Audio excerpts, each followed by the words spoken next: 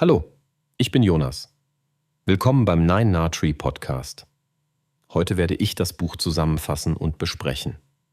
Das Werk Das Unheimliche von Sigmund Freud, herausgegeben in der Reclams Universal Bibliothek von Oliver Jahr aus, bietet einen faszinierenden Einblick in die tiefgründigen Mechanismen der menschlichen Psyche.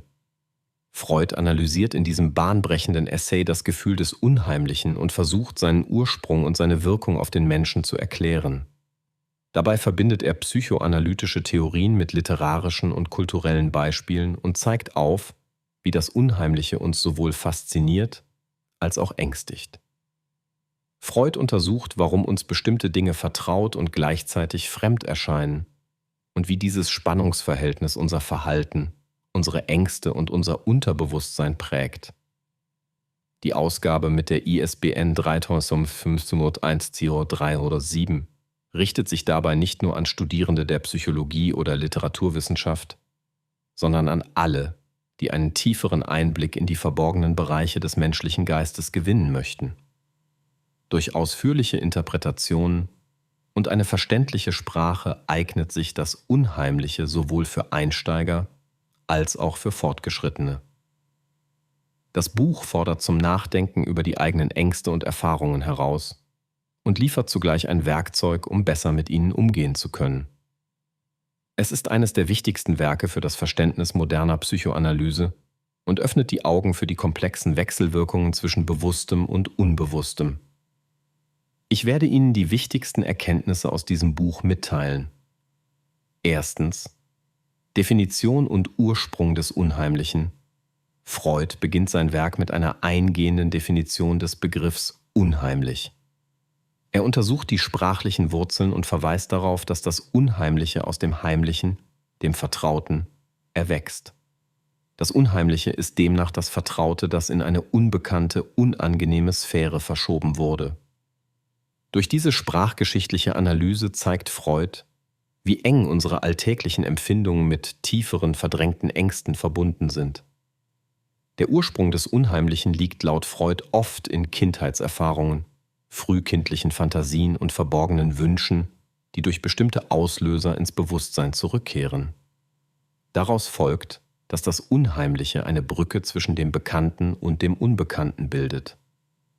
Dieser Ansatz eröffnet einen neuen Blick auf scheinbar banale Ängste und legt nahe, dass das, was uns irritiert, oft ein Teil unseres eigenen Selbst ist, den wir verleugnen oder verdrängen wollen. Zweitens: Das Unheimliche in Literatur und Kunst.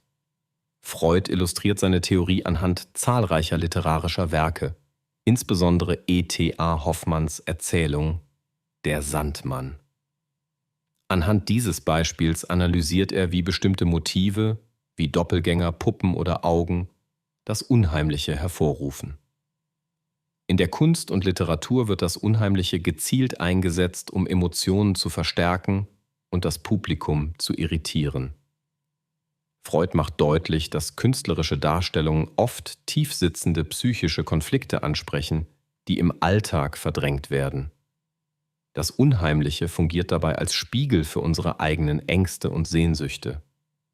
Die Analyse zeigt, wie mächtig die emotionale Wirkung von Kunst auf unser Unterbewusstsein sein kann.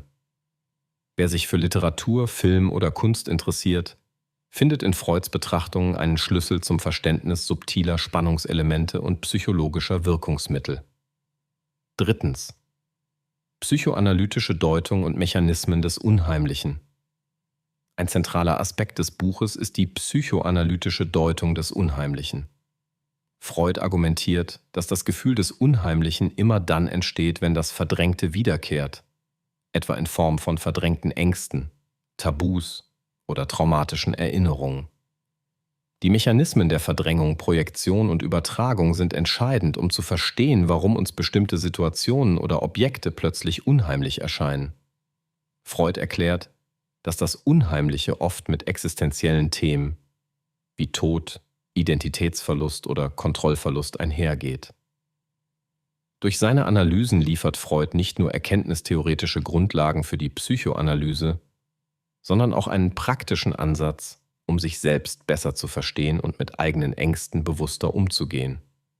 Damit wird das Buch zu einem wertvollen Werkzeug für Therapeuten, Berater und alle, die psychische Prozesse tiefer begreifen wollen. 4. Das Unheimliche im Alltag.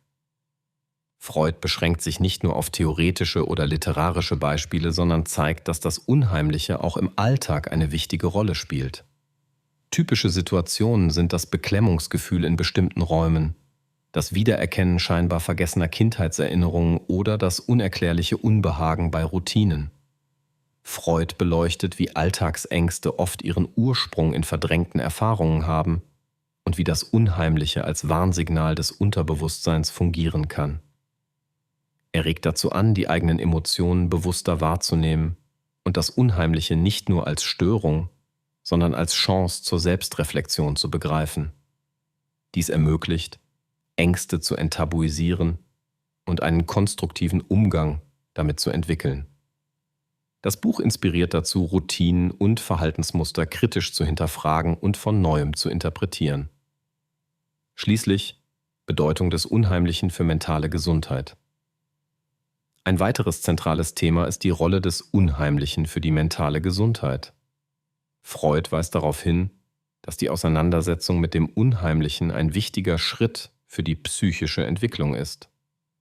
Wer sich seinen Ängsten stellt und das Verdrängte ins Bewusstsein holt, kann seelische Blockaden lösen und einen reiferen Umgang mit sich selbst finden.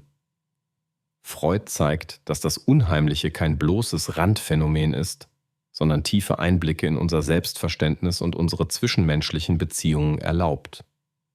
Besonders für Menschen in psychischen Krisen oder mit Angststörungen kann das Buch hilfreiche Impulse bieten. Es regt dazu an, Symptome als Botschaften des Unbewussten zu begreifen und offen mit eigenen Unsicherheiten umzugehen.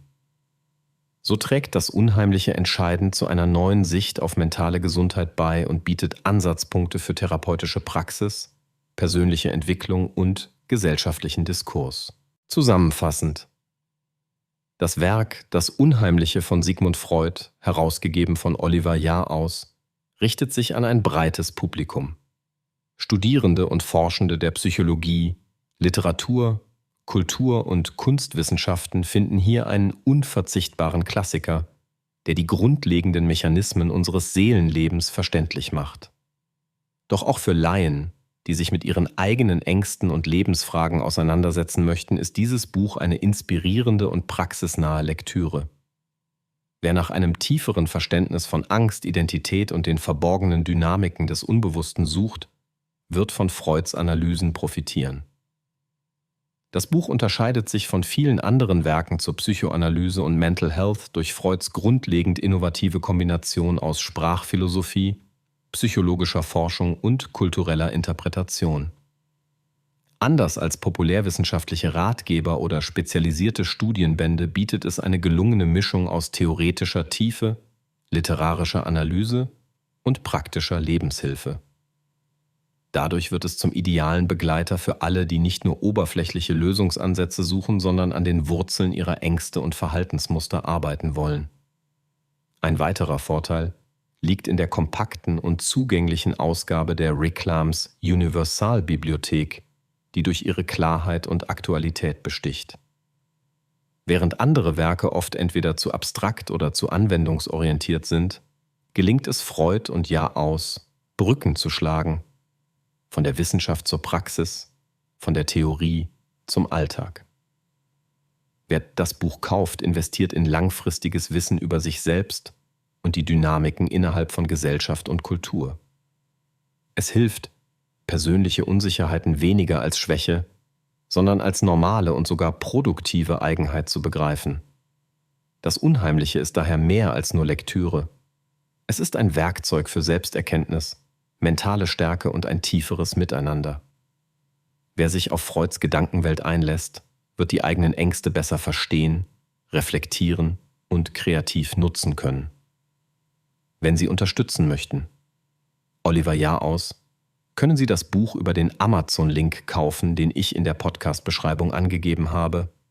Lassen Sie mich nach dem Lesen des Buches wissen, was Sie davon halten und teilen Sie Ihre Gedanken mit. Bis bald.